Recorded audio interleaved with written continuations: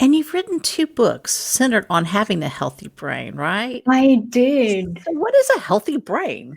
What is a healthy brain? I Yeah. believe a healthy brain to be a brain that is really happy, functional, strong, resilient, and aging gracefully, where aging is not necessarily when you're 80 or 90, but throughout your entire Mm. life. I believe then continued mental health is really an incredible blessing. And I've been looking into ways to really support the brain and nourish the brain and all those things that we can do that are in our power and control to do to really promote brain health at any age, but really for the long term. I'm very interested in the long term.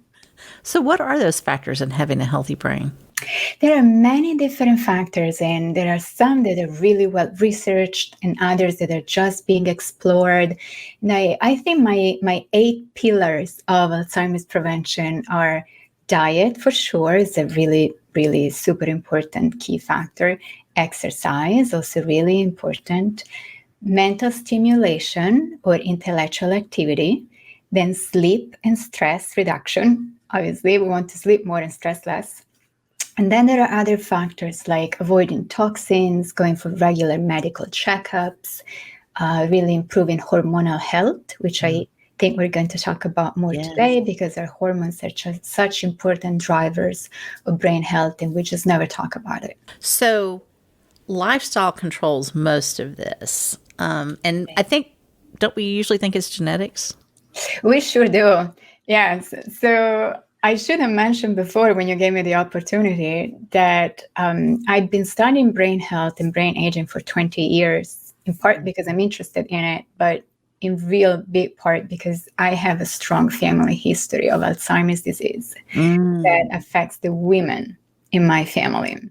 So my grandmother was one of 4 siblings, 3 sisters and 1 brother. And all the sisters developed Alzheimer's disease and died of it. Wow. Whereas the brother was spared.